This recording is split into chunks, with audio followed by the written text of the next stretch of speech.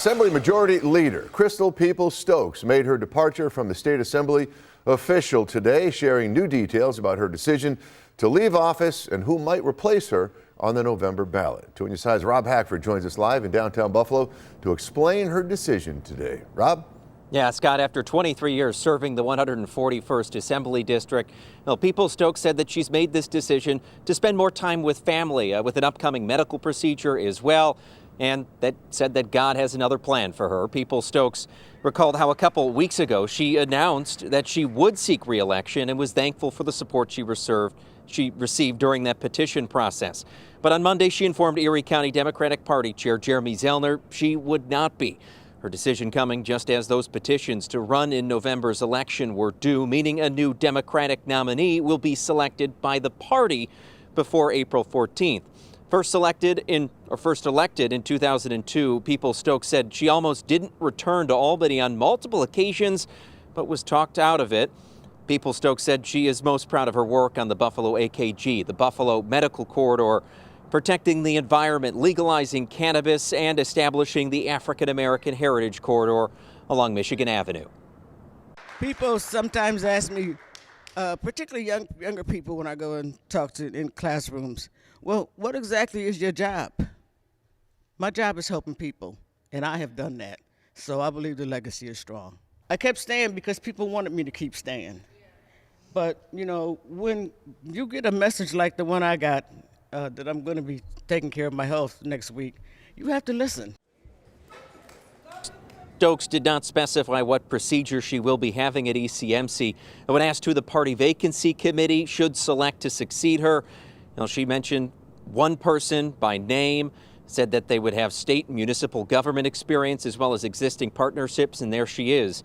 Assembly Majority Leader, or rather Buffalo Common Council Majority Leader Leah Halton Pope and her former Chief of Staff in the State Assembly. Peoples-Stokes stressed that the party vacancy committee, though, would make the ultimate decision of who would be on that November ballot. Independent nominating petitions will open on April 15th, just the day after. The party will select who will run.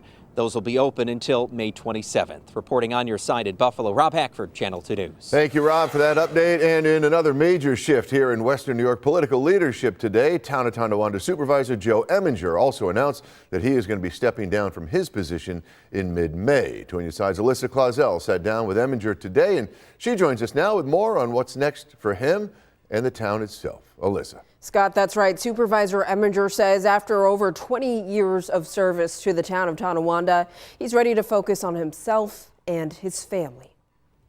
After more than a decade. It does wear on you, more mentally than physically. Town of Tonawanda Supervisor Joe Emminger is stepping down from his position. I have given everything I had to this town. I put the town in front of my family, in front of my personal well-being for 20 years, and definitely the last 10 and a half years as supervisor. Emminger, who says he's in good health. Can a guy retire when I'm in good health? Believes the time is right for a new generation to step in even sooner than late 2027 when his term is supposed to end. So we're going to get new ideas, new people coming in, or at least from the new supervisor. Emminger leaves behind several major projects in progress, including the Huntley Power Plant site, which closed at the beginning of his first supervisor term, taking millions of dollars of tax revenue from the town. That's winding down. We're almost to the end. We're going to be owning, the town will own that property this year. And the Tonawanda Coke site, one of the town's biggest environmental cleanup challenges. They've brought before the town board possibility of putting a data center up there on the, it would be the east side of River Road, and then on the waterfront side of River Road, doing a marina, office building. He's also reflecting on what's been completed. Paddock Park over on Brompton Road. We got a significant $4 million commitment from Paddock Chevrolet and the Paddock family.